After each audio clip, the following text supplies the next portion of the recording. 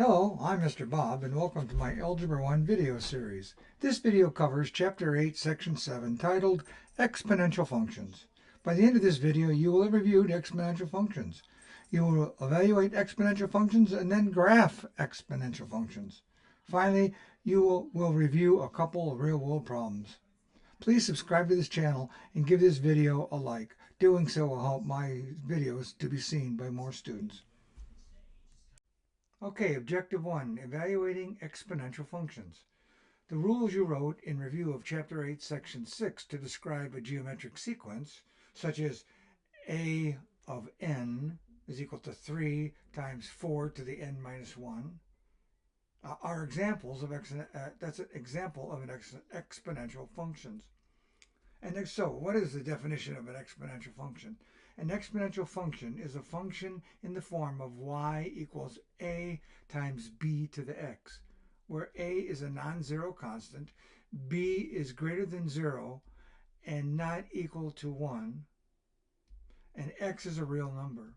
Examples: y is equal to 0.5 times x to the x, 2 to the x, times 2 to the x. And another example is f of x equals negative 2 times 0.5 to the x power. You can evaluate an exponential function for given values of the domain to find the corresponding values of the range. So the values input, the domain, and the values output are the range. Okay, let's look at example 1, evaluating an exponential function. It says here, evaluate each exponential function. So we're going to start with y is equal to 5 to the x, right? So we're going to substitute for x a 2, a 3, and a 4. So let's start off. Y is equal to 5 to the second power, and that's equal to 5 squared, which is 25. And how about the next one? Y is equal to 5 to the third power, which is equal to 25 times 5, which is 125, right? And then how about the last one? Y is equal to 5 to the fourth power. And 5 to the fourth power is 125 times 5. Well, 5 times 100 is 500, and 25 is 125, so it's 625. Now let's try this next one. This is going to be more interesting, I think. So how about t of n is equal to 4 times 3 to the nth power? Let's do the first one for negative 3. What is t to the negative 3? That equals 4 times what? 3 to the negative 3 power, right? But what is 3 to the negative 3 power? 3, I'm going to do it over here. 3 to the negative 3 power is equal to, well, 4 divided by 27, right? Because 3 cubed is 27, but since this is to the negative power, it's over. It's division, right? We move this term, this particular term right here, gets moved to the denominator. So it's 4 27ths. How about the next one, which is 6? How about t to the 6, right? And that's 4 times 3 to the 6th power. And that equals what? 4 times 3 to the 6th power is equal to, is equal to 4 times what? It's equal to 4 times 729 times 729. And then that equals 4 times 729 gives us 2916. Okay? Okay, example 1, check your understanding. So what I'd like you to do is pause this video and try these 3 problems. See what you come up with. And then when you come back, we'll work them together, okay? I'll wait for you.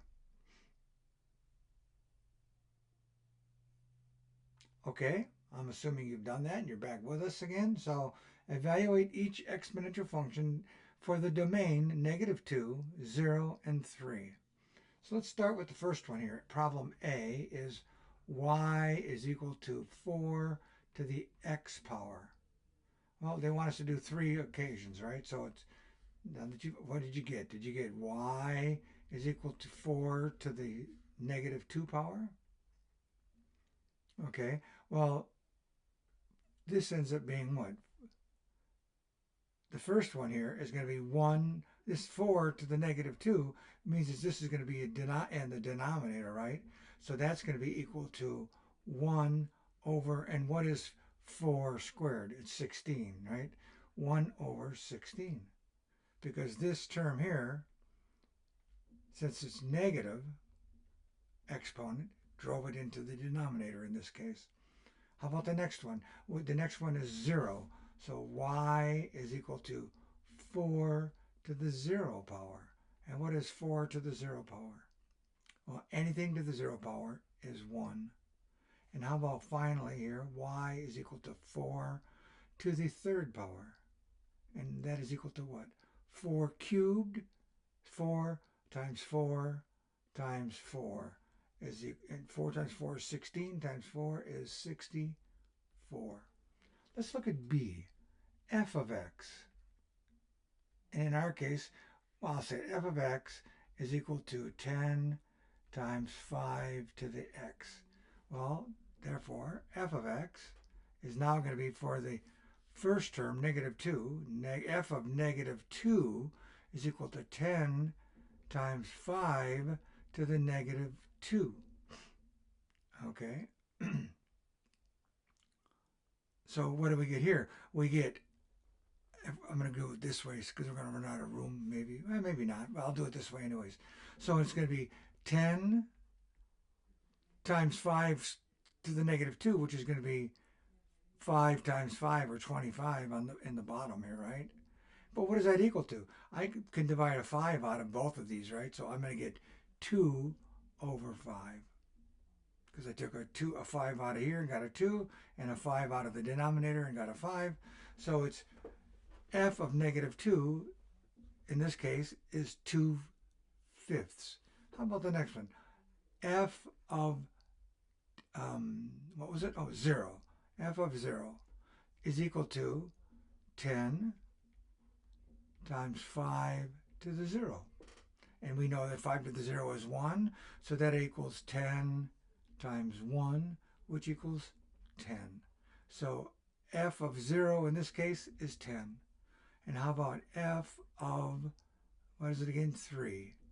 F of 3 is equal to 10 times 5 cubed. And that equals what?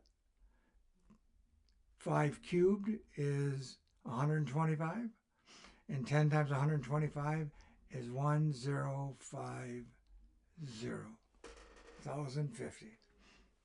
5 cubed, 125 times 10.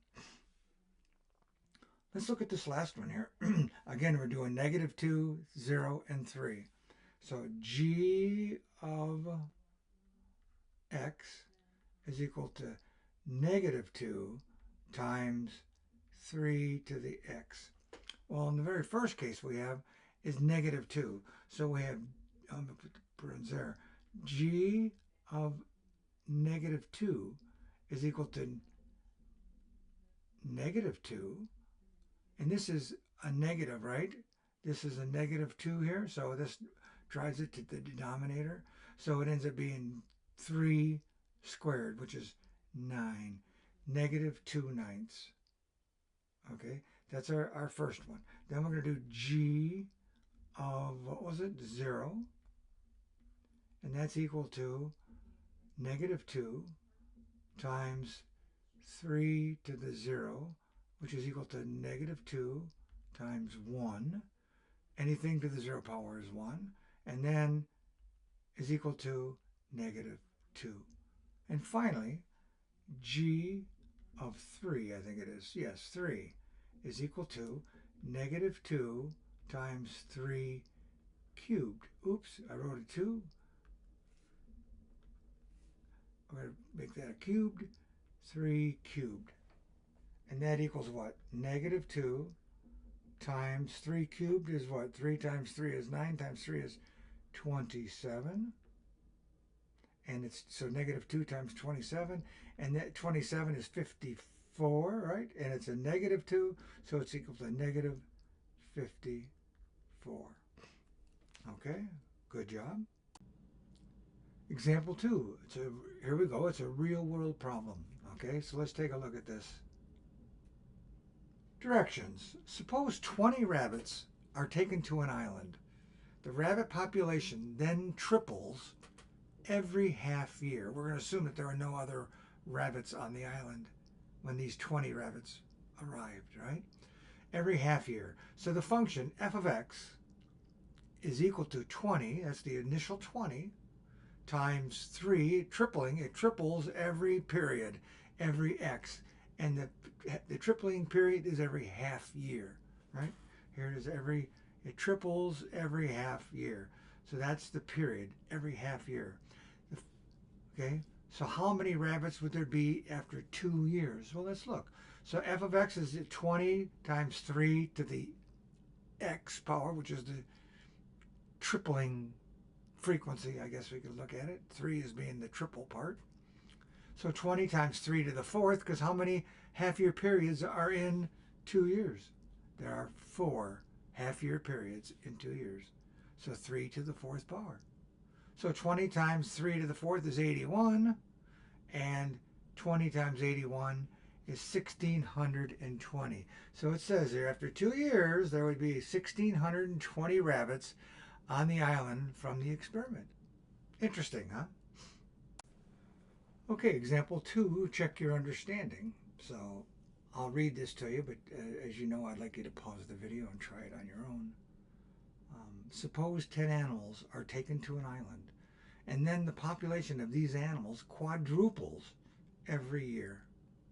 Use the function f of x equals 10 times 4 to the x power, where x is the number of periods, to model the situation. How many animals would there be after 6 years? So I'll wait for you. I'll give you some time. Give it a try. And when you come back, we'll work it together. Or we'll talk about it and discuss it.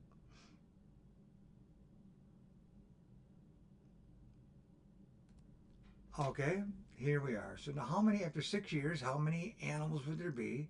If we started with 10, and in 6 years we counted the number of animals there were, they quadruple every year. So the function is f of x is 10, that's the starting amount, times the quadrupling to the power of how many quadrupling periods there are. So in our case, we start with 10 animals, and they quadruple 6 times, because it's every year, and we're looking for 6 years. So 10 times 4 to the 6th, and 4 to the 6th is 4,096. Okay? And 10 times 4,096 is 40,960. So after 6 years, there will be 40,960 animals on this island, and we only started with 10 to begin with. Okay, objective 2, graphing exponential functions. So here are 2 graphs that show what exponential functions generally look like, okay? They're just trying to give you an example of how to think about it when you see the problem. So in the first graph here, on the red line right here, this one here, it says y is equal to 3/2 to the x power. So what you need to know that is when this is a fractional number, any number that's greater than 1, any number greater than 1, okay, is going to be rising from left to right. Right here, 3/2 is greater than 1, and it's rising from left to right. If it's negative 3/2, it's still an increasing, it's a number greater than 1, it's negative, it decreases. Right here, it decreases from left to right. Where I said in the first one, it increases, right, from left to right. So 3/2 is an increasing number. Negative 3/2 is a decreasing number. And looking at it from the other way, if it's less than 1 but greater than 0, less than 1. Here in this case, it's 2/3, definitely less than 1. And when it's less than 1 and it's positive, it starts on the left and it decreases. And it's positive. It's a positive number. Okay, the graph is in positive y ranges. Okay, and then for the negative 2/3, it's the opposite. It starts on the left and it increases. Okay, it increases from left to right. Again, though, all values stay negative. They're in the y, and then the y is in negative range. Where when it's positive, when the number's positive, they're all in the positive y range. That was the same for the previous graph. Okay, when y is 3/2, the graph starts on the left and increases, and everything stays above 0 on the y-axis, and vice versa. For the negative numbers, it's below 0. So to graph exponential functions, what they want you to think about here is you need to make a table of values, plot the points, and then join the points to form a smooth graph, because it's not a straight line. It's hard to know exactly what this graph will look like. So usually you start with a couple points below 0, and notice here that when x is 0, in this case, y is 1. Okay, so that's what this is showing here. So, because anything to the 0 power is 3/2 to the 0 power is 1. So that's the same on all these graphs. Notice that? They're all 1 on these simple exponential graphs. Okay, so you plot a couple below, like -2, 2, -1, and +1 and +2. That might help you get it. Maybe you need an extra one. You see how it curves up faster as you go. You play by ear. You look at your numbers and see what you think you need. Okay, but generally your teachers will just want you to get an approximation of what the graph is looking like. Okay, good deal. So let's move on. Okay, example 3, graphs of exponential functions, right? That's what we're looking at here. So here we're going to graph y is equal to 3 times 2 to the x power. So we made a table, and we have the x value. That's the input. And this is the output, right? The 3 times 2 to the x. And this is the points, okay, that they're for the different values, the x and the y point, right? So you get the x, the y, so to speak, and here's the y, xy in the form of a point. This would be a point, which would be what? 1, 6, right? I'll write it in there, in fact. 1, 6. That's that point right there. And here it is here on our chart, right here. 1.6. 1, 6. So you put in the -2, and you get 3 times 2 to the -2 power. And that gives you 3 over 2 squared, because you move this term here, right? This one went to the denominator because it was a negative exponent. Went to the denominator, and you end up with 3/4. So when -2 is your input for x, -2, right here, 3/4 is your dot. Got it? So this is -2, 3/4.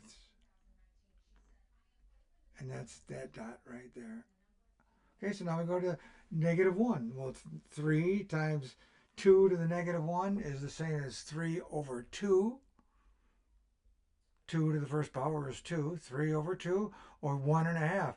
So when x is -1, y is 1.5, right there. And how about now? X is 0. When x is 0, y is 3. When x is 0, y is 3. Because 2 times 0 is 1. Not 2 times. 2 to the 0 power is 1. 3 times 1 is 3. Now how about the next one? When x is 1, y is 3 times 2 to the first power. Or again, that's 1. Okay, or excuse me, 2 rather. 2 to the first power is 2. 3 times 2 right here is 6. So then here's this 1, 6. And then finally, when x is 2, y is 3 times 2 squared. and 3 times 2 squared is 3 times 4, and 3 times 4 is 12, and it's very basically on here, and right here when it's 2, here we are way up here at 12, and that's how we drew this line. Okay, that's now you can see how they pretty much approximated the line with those few dots, but you could kind of fill in the dots with smooth curves, so to speak. Okay, example 3, check your understanding. Let's see if you can do some of these, okay?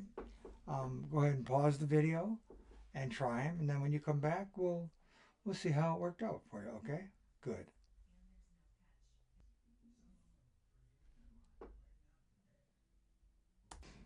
Okay, now that you've returned, and we're going to work on these together, I put charts in here, the little not graphs, but little Excel charts to show the values that I've already created for you and put them in place.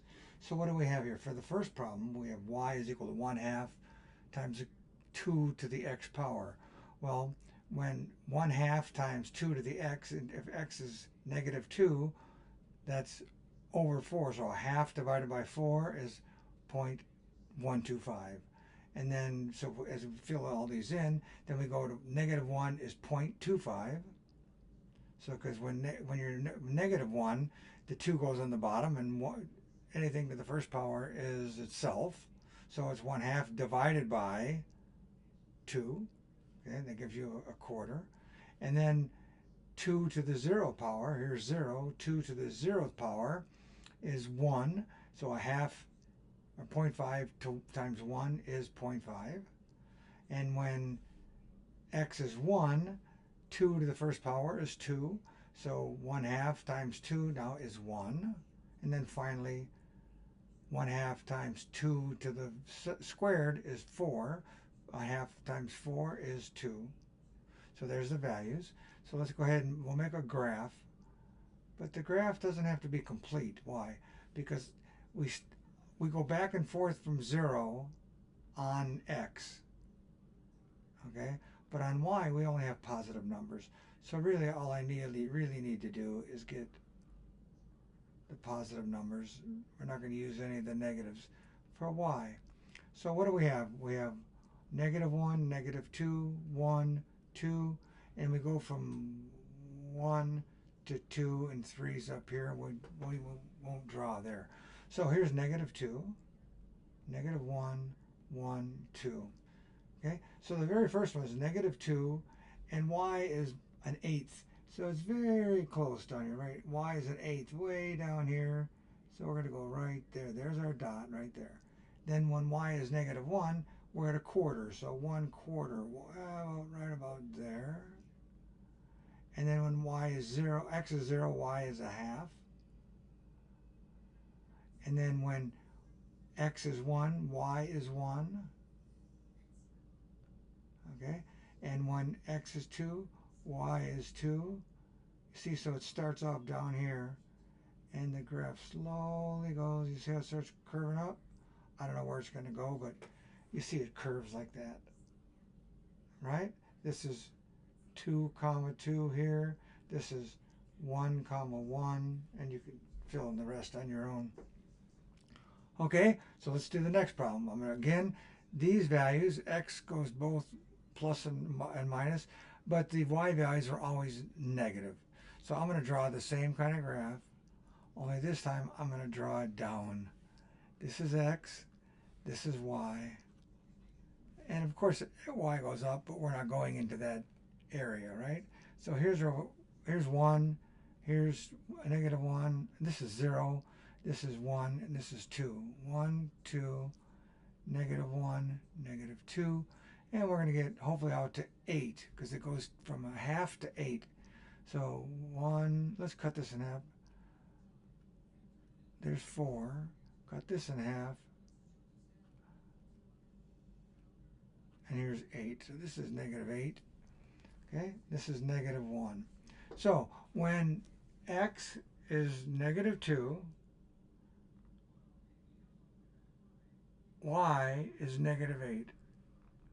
So it's way down here, okay? This is -2, -8. Then when x is negative 1, y is negative 4. 1, 2, 3, 4. 1 right here. Okay, this one here is negative 1, negative 4. That's that dot right there. So the next one here, when x is 0, y is negative 1 right here. Okay, when x is 1, y is negative 1. Oh, I'm sorry. I did that wrong. I did that wrong. So sorry. I want to confuse you. Let's do that. I deleted the whole line. So we'll put the line back in. I didn't hurt anything there. So when x is 0, y is negative 2. 1, 2. And when x is 1, y is negative 1. And when x is 2, y is a half. So you see this one is coming from the bottom, going up, and going like that, right? So that's kind of the way that curve looks. And let's look at the last one. We're going to do it again. This one's all positive y's. So it's, what is it? It's exactly, I'm going to change that line, sorry. Delete that line and make it lower. Again, negative 1, negative 2, 1, 2, and let's see, this is y up here. So this is 8. So half of that is 4, 6, 1, 2, 3, 4. Cut it in half, cut it in half, cut it in half. Okay, so here's 8 right up here. And here's 1 way down here, positive. So again, this is the same as graph B, except guess what? It's different in then y. This was negative 2, and this one here is positive 2. So now what we're going to get is when x is negative 2, we're going to get y equal 8. So we're way up here. When x is negative 1, it's 1, 2, 3, 4. It's 4. So this is negative 1, 4. This is negative 2, 8. Okay? So now when x is 0, y is 2. X is 0, y is 2. Right there. Right there's 2. When x is 1, y is 1. And when x is 2, y is a half. And on and on and on. It doesn't touch the line, but it goes like this, right? Something like that, right? Out there, and that goes up there forever. So now you get an idea of these graphs. That's what they were wanting you to try and see with the tables. Okay. Okay, here's example 4. It's another real world problem. This one looks fun too. Many copiers allow you to choose how large you want an image to be. The function f of x equals 1.5 x to the x power models the new size of an image being copied over and over at 150%. The 1.5 is the decimal form of 150%. We know that. Where x is the number of enlargements of 1.5 times you want. So graph the function. So what do we have? We have x. So when it's 1 to 1, we have x to the 1. When we want 1 enlargement, not 1 to 1, 0 would be 1 to 1. When we want 1 enlargement, it's 1 enlargement of 1.5 times. Gives you 1.5 right there. When you want 2 enlargements, you take 1.5 and square it, and you get 1.25. 3 enlargements gives you 1.5 cubed, or 3.375, or 3.4. So you see it's increasing. But that's how this function is working. So they're showing you that each enlargement by number gives you a value that's exponentially increasing. Okay, so let's take a look at it. So when x is 1, y is 1.5. So when x is 1, here's 1, y is right here at 1.5. In fact, I could change that to, I'm using dark blue. What does it do when I put my red on it? Let me get rid of that. It's going to be the same, but maybe I'll brighten it up a little bit. It'll be that red, right? It brightens it. Okay. When x is 2, the two enlargements have 1.5. What you end up with is x of 2, y of 2.25. Well, here's 2.25 right there. And then when x is 3 enlargements, it's what? 1.5 cubed, or 3.375. It's like 3/8, right? 3 3/8. So here's 3 and almost a half 3/8. And then 4 enlargements gives you 5.1, 5.0625, just a 16th over 5. So when it's 4, we're going to go up here to just a tad over. And then when it's 5, it's 7.6. So a little over a half. So now you see, there's your graph. Okay? That's how the enlargers work. By selecting the number of enlargements you want. In this particular copier they're talking about. Okay? Okay, example 4, check your understanding. Part A to this problem. You can also make images that are smaller than the original on a photocopier. The function y is equal to 0.9 to the x power. The new size of an image being copied over and over and over is now at 90%. It's smaller. 0.9 is 90%. Graph the function. So make the table, draw out the function, pick your points, 2, 3, 4, 5, whatever. And then when you've done that, then answer the second question, B. In both models, what does the f of 0 mean? Okay? I'll wait for you.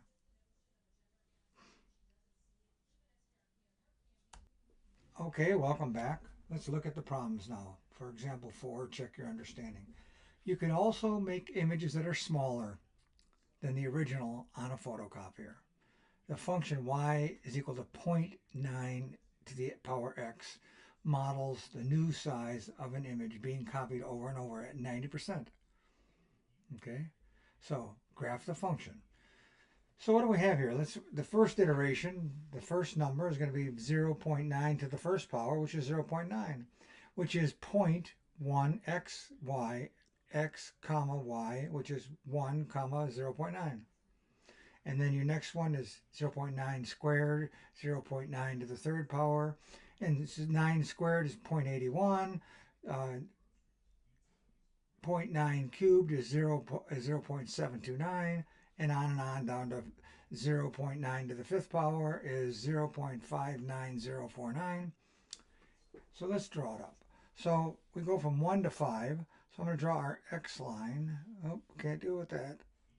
That's Can't see that, can you? I'm going to change this to gold. So here we go. Here's our line. Here's our other line. Here's our y line. This is x out here and y out here. This is going to be 1.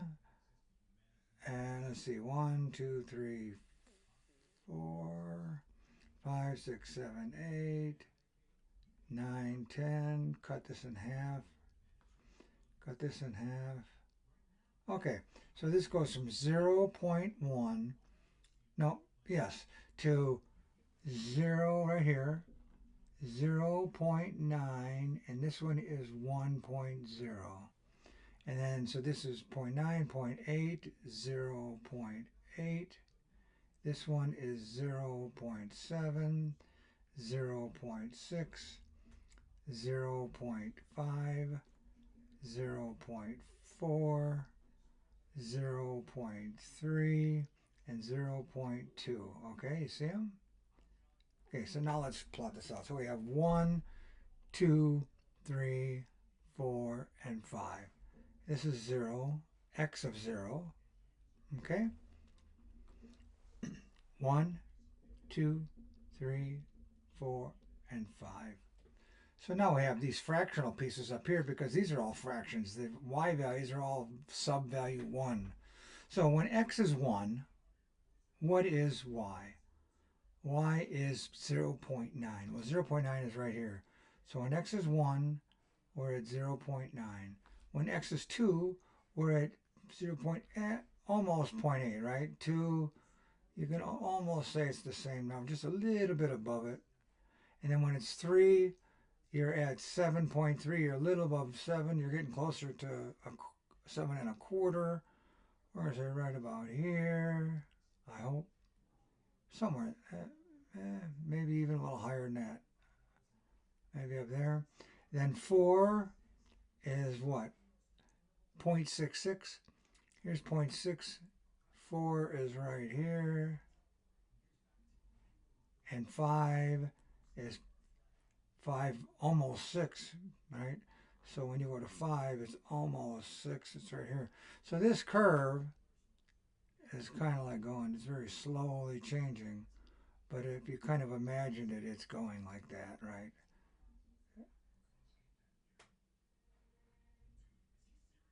Okay. That's plotted those out. So now the second question is, what in both models, what does f of 0 mean? Well, f of 0 means that there have been no changes, or 100%. You're still at 100%. 0 is 0.1, 100%. So when x is 0, if you haven't changed, so f of 0 is equal to, in essence, in our case, 1. Before any iterations occurred, is the exact same. Think about this. What does negative 1 mean? Well, in theory, really, what negative 1 would mean is what was the value of this, when we said right here it was 1, what was it before one iteration before that we didn't even have here, but it would have been in the past, right? You'd be looking at the past. This is the future on the right-hand side, and on the left-hand side here is the past. Okay? Good. That's it.